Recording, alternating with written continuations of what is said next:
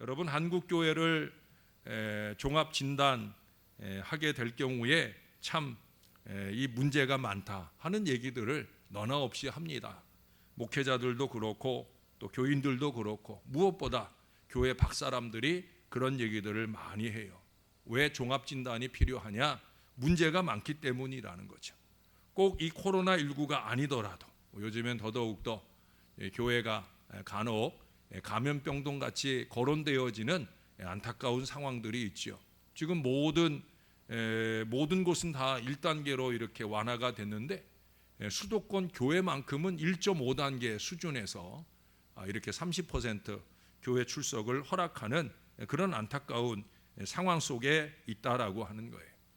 근데 그런 외적인 진단 말고라도 우리 안에서도 제가 글을 읽다 보니까 그런 얘기를 읽었어요. 어느 목욕탕에서 목욕탕 가면 다 빨개 벗고 목욕하잖아요. 근데 이제 어떤 어르신이 탕 안으로 이렇게 들어가는 거예요. 탕 안으로 들어가서 탁 앉으면 어르신들이 주로 하는 말이 뭐예요? 시원하다 이거잖아요.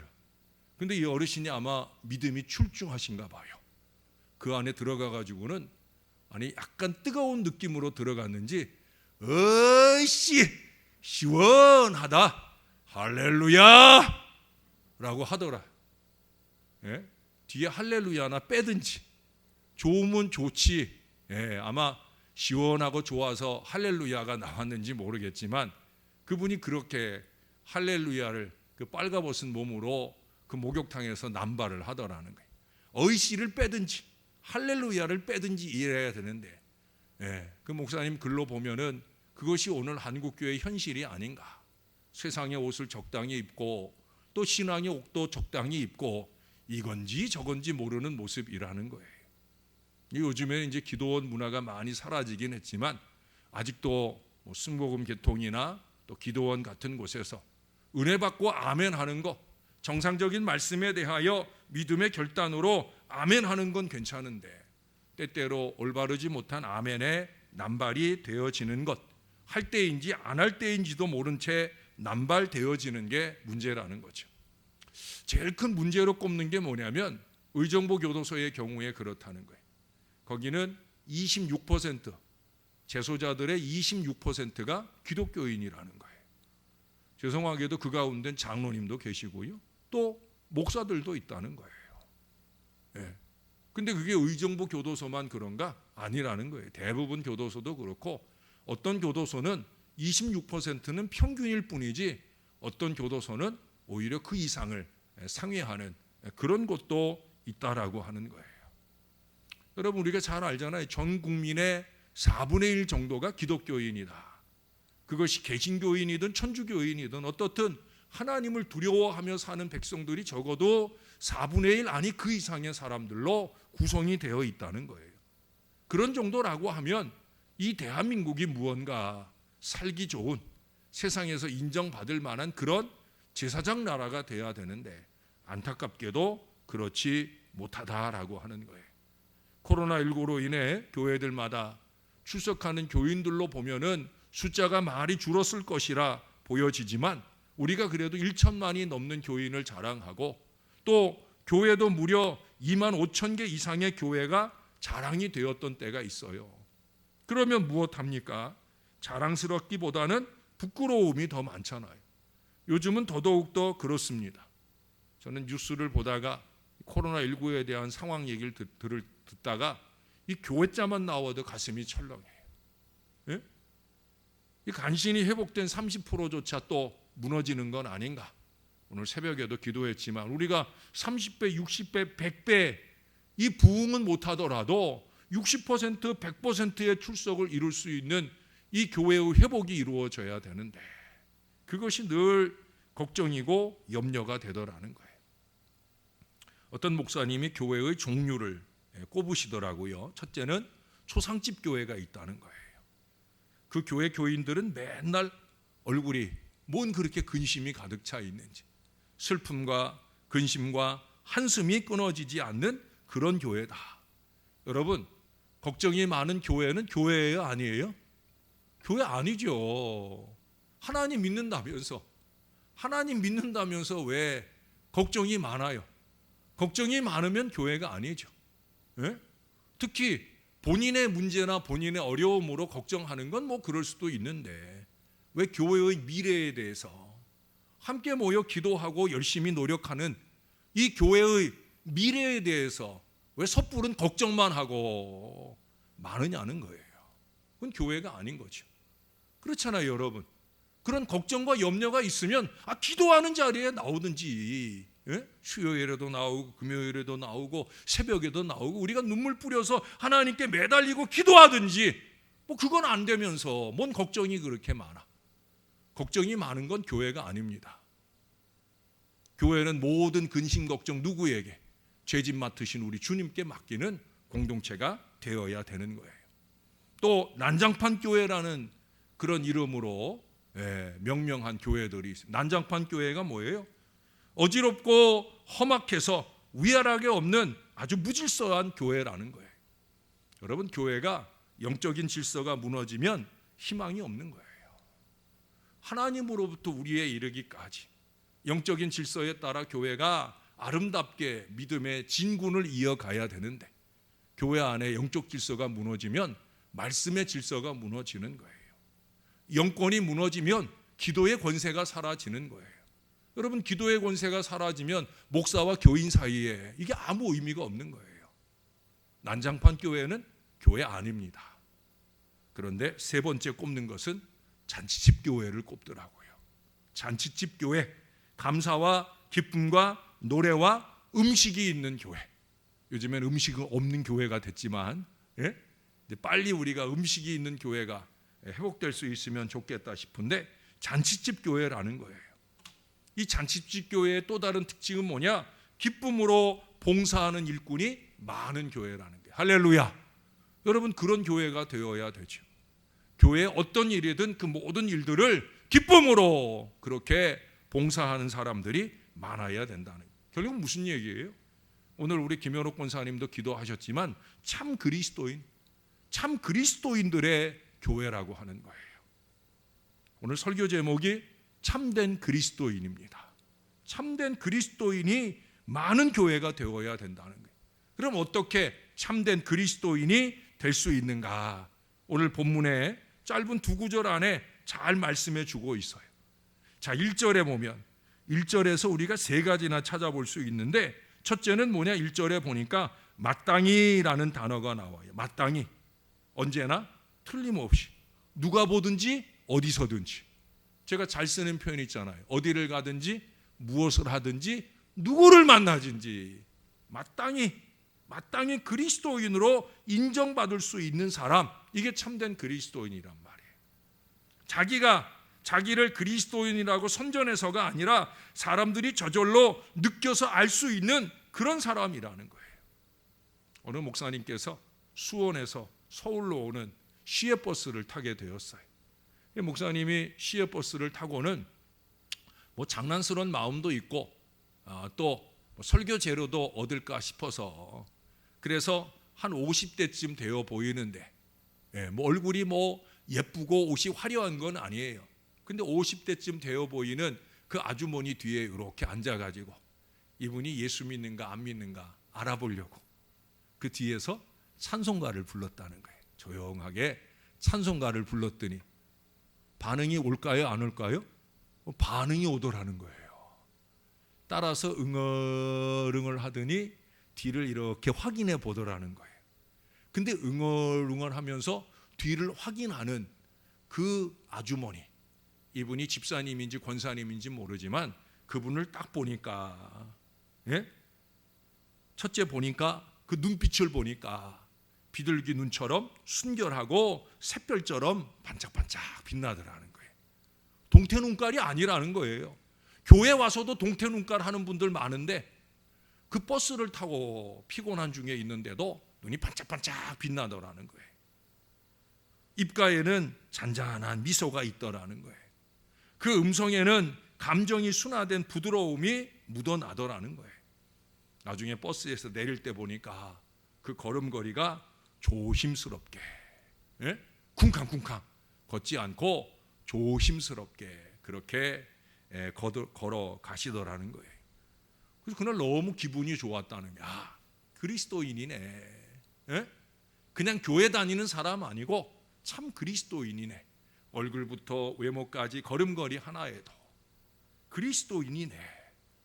그래서 그날 나머지 걸음에 천사와 같은 이 그리스도인 성도를 만나게 된 것을 감사했다라는 그런 글을 읽어봅니다. 여러분, 마땅히 어디서든 표시가 나야 된다는 거예요.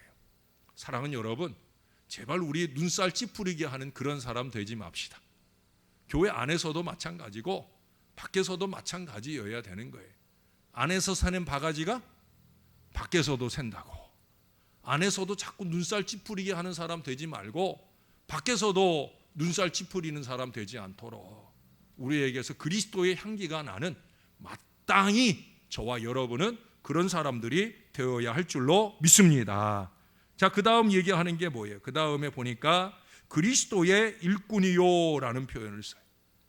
그리스도의 일꾼. 일꾼이라는 건 뭐냐?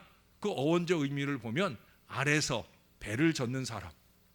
여러분, 배너라는 영화 보셨죠? 보셨어요?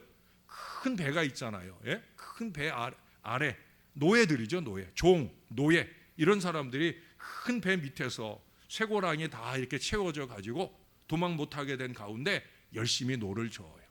좌측하면 좌측 사람들이 그런 배가 이렇게 돌겠지.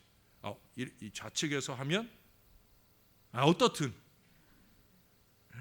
갑자기 헷갈려요. 옛날에 우리 아내 태우고 이렇게 노를 저어봤는데 그때는 배가 거꾸로 가게 저었으니까 그때하고 이거 지금하고 상황이 달라요. 어떻든 좌측 저어하면 좌측이 젖고 우측 저으라고 하면 우측 젖고 둘 다 그러면 양쪽이 저으면서 힘차게 전진을 하죠. 그게 누구예요? 그게 일꾼이에요. 베너도 그렇게 뱃속에서 일꾼이었던 적이 있다는 거예요. 그가 일꾼으로서의 역할을 잘 하니까 나중에 대장군의 양아들이 되잖아요. 예? 바로 그것이 일꾼이에요. 선장이 말하는 대로, 선임자가 말하는 대로 순종하고 잘 따라 행하는 사람, 그게 일꾼이에요. 여러분, 일꾼이 돼야지 구경꾼이거나 회방꾼이 되어서는 안 되는 겁니다. 구경꾼이 뭐예요? 부정적으로 보자면 구경꾼의 특징은 말이 많아. 또 구경꾼들은 숫자도 많아. 그렇죠, 여러분? 실제로 하는 사람보다 앉아서 구경하는 사람들이 더 많잖아요. 근데 금요일 날은 실제로 헌신하는 분들과 앉아있는 분들의 숫자 차이가 많이 안 나서 안타깝지만 대체적으로 보면 구경꾼들의 숫자가 더 많아요. 또 구경꾼들의 특징은 뭐예요? 문제를 일으키고 일을 망쳐요. 여러분, 예수님 죽인 사람들이 어떤 사람들이에요? 구경꾼들이에요. 십자가에 못 박아라 못 박아라. 그 구경꾼들이 한 짓이에요. 더 나아가 회방꾼이 되어서는 안 되는 거죠. 회방꾼이라는 게 뭐예요? 시기와 질투를 기초로 해서 문제를 야기하는 사람이 회방꾼이에요. 뭐 독재한다, 뭐 잘난 체 한다, 아니면 아부한다 이러면서 그렇게 시기하고 질투하는 거, 그거 회방꾼이에요. 우리는 회방꾼이나 구경꾼보다 뭐가 돼야 된다고요? 일꾼이 돼야 된다. 우리 삼여전도 회원들은 다 일꾼 되시기 바랍니다. 일꾼 되어야 되는 거예요. 창세기 22장의 아브라함의 경우를 보니까 하나님이 기뻐하시는 일꾼의 특징이 뭐냐? 첫 번째 특징을 꼽자면 하나님의 어떤 말씀에도 묻지 않고 순종하는 거예요. 아들을 바치라 하는데도 왜요? 라고 묻지 않아요. 그냥 순종하는 거예요. 여러분, 묻는다라고 하는 건 뭐냐? 안 하고 싶어서 묻는 거예요. 제 목회적 경험으로도 보면 안 하고 싶으면 물어요. 근데 순종하고 할 마음이면 질문 없어요. 그냥 하는 거예요.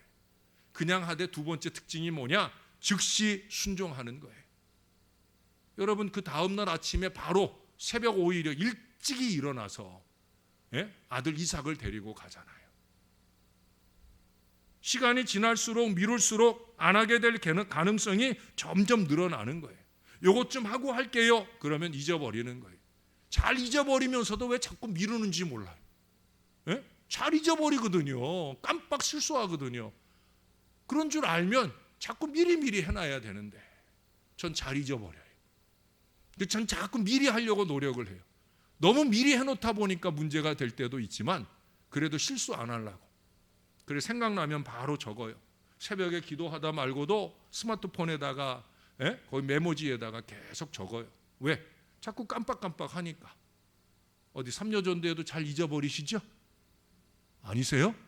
나만 그러는구나. 우리 나이들이 잘 잊어버릴 때잖아요. 그러니까 즉시 하는 게 좋은 거예요. 그리고 기왕에 순종하려면 완전하게 순종해야 되는 거예요. 여러분, 순종은 99%까지가 순종이 아니에요. 99%도 순종 아닙니다. 잡종이에요. 100%가 순종이에요. 진돗개, 삽살개 100% 순종이어야 순종이에요. 사람의 생각을 뛰어넘는 그 하나님의 뜻에 순종해야 되는 거예요. 여러분, 하나님의 뜻은 내 생각과 달라요. 분명히 달라요. 이 다른 하나님의 생각을 따라가야 돼요. 그러기 위해서 의심이 없어야 가능할 수 있는 일이라는 거예요. 세 번째는요, 그 다음 뭐라고 얘기를 해요? 하나님의 비밀을 맡은 자라는 표현을 쓰고 있어요. 하나님의 비밀을 맡은 자로 여길지어다. 여러분, 성공과 실패, 자신의 일에 대해서 비밀을 깨달았는지 여부에 따라서 이게 결정이 되는 거예요. 목사가 목회의 비밀을 깨달아야 목회에 전념을 할 수 있는 거예요. 목회자가 목회의 비밀을 깨달으려고 노력을 해야 되죠. 뭐 세상의 비밀 아무리 깨닫고 알면 뭐해요? 인터넷 열심히 뒤지고 살면 뭐해요? 우스개 몇 가지 그거 사람들한테 보여주고 들려주는 거 그거 잘해서 뭐해요? 목사가 목회의 본질을 잘 아는 것에 더 집중해야 되는 거죠. 여러분, 장사 잘하는 사람들 보세요. 장사 잘하는 사람들 볼 때 보면은 손님 갈 때 부탁을 해요. 어떤 부탁해요? 또 오세요 라는 부탁만 하는 사람은 장사 잘하는 사람 아니에요. 장사의 비밀을 아는 사람은 뭐냐? 손님 혹시 집에 가셔서 안 맞거나 마음에 안 들거나 그러면 가져오세요. 바꿔드릴게요. 이게 장사 잘하는 사람이에요. 그 집에 다시 가요, 안 가요? 다시 바꾸러 가야 되잖아요. 또 마음에 드니까 또 다시 가야 되잖아요. 다시 가는 거예요. 올 때는 친절하고 갈 때는 박대하고 냉정하고 그러면 안 되는 거예요. 올 때도 친절하고 갈 때는 덤으로 얹어주고. 그럼 가요, 안 가요? 저는 그럼 가요. 여러분들은 살만하셔서 뭐 덤으로 얹어줘도 안 가시는지 모르지만 저는 덤으로 얹어주고 하는 집 가요. 왜? 더 주니까. 여러분, 장사의 비밀을 깨달은 거죠. 이런 장사가 잘 되는 거예요. 마찬가지예요. 여러분, 여기 오늘 뭐라고 그래요? 믿음의 비밀을 깨달아야 된다는 거예요. 믿음의 비밀을 깨달아야 신앙생활에 성공을 합니다. 또 신앙하는 재미가 나는 거예요. 기도의 비밀을 깨달은 사람이 기도 생활을 잘하는 거예요. 기도했더니 역사가 나타나더라. 이런 사람이 기도 안 할 수 없는 거죠. 헌신의 비밀을 깨달은 사람이 헌신하는 거예요. 나는 요만큼 헌신했는데 하나님은 이만큼 갚아주시는 분이다. 이 비밀을 알아가야 되는 거예요. 물질의 헌신도 마찬가지예요. 내가 하나님께 드리는 것은 보잘것없지만 내 마음과 정성을 다해서 하나님을 속이지 않고 10의 1조나 기타 여러 가지 내 마음의 감동을 따라 아낌없이 주님께 드리는 믿음일 때 그거는 헌신의 비밀을 깨달은 사람만이 할 수 있는 일이에요. 그리고 그렇게 헌신할 때 하나님이 반드시 전폭적으로 은혜로 갚아주신다라고 하는 거예요. 깨달은 사람은 전폭적으로 전념하게 되는 거예요. 왜? 참 기쁨이 그 비밀 속에 있기 때문에. 여러분을 섬기는 저의 목회가 제 나름으로는 비밀을 깨닫기에 저는 이 목회에 전심으로 노력을 하려고 합니다. 여러분, 도둑놈들 보세요. 남의 것을 자기 것 만드는 비밀을 아니까 이거 걸리면 감옥에 들어가는 줄 알면서도 그 짓을 하잖아요. 적당히 해요? 아니에요. 안 잡히고 안 들키려고 최선을 다해서 해요. 남의 것 먹는 도둑질도 그렇게 하는데 우리가 하물며 영혼을 구원시키고 하나님을 기쁘시게 하는 이 믿음의 비밀을 깨달았다라고 하면 그러면 이거 최선을 다해야 되는 거죠. 중요한 건 뭐냐면 여러분, 비밀을 알게 되면요 자신감이 생겨요. 그렇잖아요. 적어도 이 부분은 내가 잘할 수 있어 라는 이 비밀을 깨닫게 되면은 자신감이 생겨요. 아까 얘기했던 도둑놈도 그래서 자신감을 가지고 점점 바늘도둑이 소도둑이 되는 간땡이가 붙는 거예요. 마찬가지예요, 여러분. 우리가 전도의 비밀을 깨달으면 그러면 전도에 자신감이 생기는 거예요. 예. 근본에 봄에도 전도에 자신감이 막 생기려고 그러니까 코로나19가 심해져 가지고 할 수 없는 상황들이 됐는데, 여러분 기왕의 비밀을 깨달았으면 이 비밀을 더 적극적으로 실천하면서 승리하는 미래를 열어가는 저와 여러분들이 되어야 할 줄로 믿습니다. 신앙하는 비밀을 더 알도록 노력하고 그 비밀을 깨달은 대로 열심 있게 신앙하며 사는 저와 여러분들이 되어야 할 줄로 믿습니다. 마지막 네 번째예요. 2절에 보세요. 그리고 맡은 자들에게 구할 것은 충성이니라. 예, 군인들이 제일 많이 하는 경례 구호가 뭐예요? 충성이에요. 충성. 예. 전에 총회장 나오시는 어느 목사님이 총회장 나오셔서 이제 3분 스피치를 하거든요. 그때 충성 이거 하려고 하는 걸 막았어요. 왜? 그게 젊은 사람이 해야 그래도 힘있게 소리가 들리지. 환갑도 훨씬 넘으신 어르신이 머리는 허해가지고 머리는 다 빠지셔가지고 그래가지고 단위에 서서 표 하나도 없겠다고 충성 하면은 그게 의미가 없다고 생각해서 참모들이 아이고 목사님 참으세요. 그런 얘기를 했다는 얘기를 제가 들었어요. 여러분, 군인들이 제일 많이 하는 구호가 충성이에요. 경찰관들의 경례 구호가 충성이에요. 그게 제일 중요하니까. 충성이 뭐예요? 과거에는 충성했는데 현재는 안 하는 거 충성이에요? 아니에요? 충성 아니에요.